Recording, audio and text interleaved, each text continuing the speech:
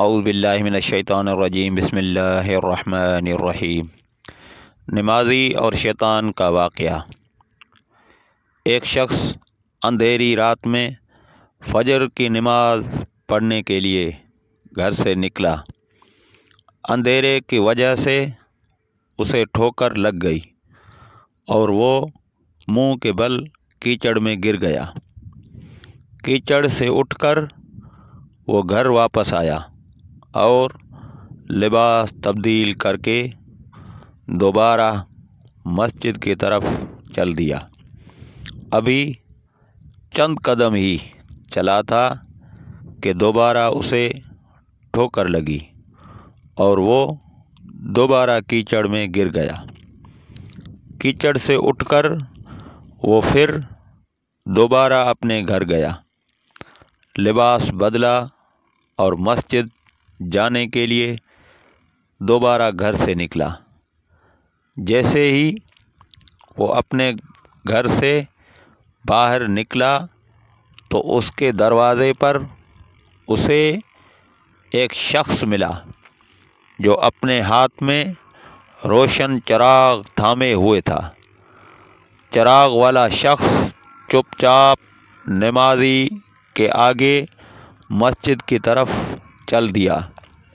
اس مرتبہ چراغ کی روشنی میں نمازی کو مسجد پہنچنے میں کسی دشواری کا سامنا نہیں کرنا پڑا۔ وہ خیریت سے مسجد پہنچ گیا۔ مسجد کے دروازے پر پہنچ کر چراغ والا شخص رک گیا۔ نمازی اسے چھوڑ کر مسجد داخل ہو گیا اور نماز ادا کرنے لگا۔ نماز سے فارغ ہو کر وہ مسجد کے باہر آیا تو وہ چراغ والا شخص اس کا انتظار کر رہا تھا تاکہ اس نمازی کو چراغ کی روشنی میں گھر چھوڑ آئے۔ جب نمازی گھر پہنچ گیا تو نمازی نے اجنبی شخص سے پوچھا، آپ کون ہیں؟ اجنبی بولا، سچ بتاؤں تو میں ابلیس ہوں۔ نمازی کی تو حیرت کی انتہا نہ رہی۔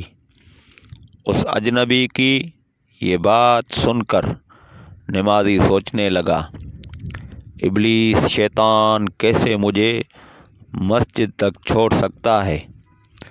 اس کا کام تو لوگوں کو بہکانا ہے۔ تو اس شخص نے بڑی حیرت کے ساتھ ابلیس سے پوچھا، تجھے تو میری نماز رہ جانے پہ خوش ہونا چاہیے تھا، مگر تم تو چراغ کی روشنی میں مجھے مسجد تک چھوڑنے آئے۔ ابلیس نے جواب دیا کہ جب تمہیں پہلی ٹھوکر لگی اور تم لباس تبدیل کر کے مسجد کی طرف پلٹے تو اللہ تبارک و تعالی نے تیرے سارے گناہ معاف فرما دیے۔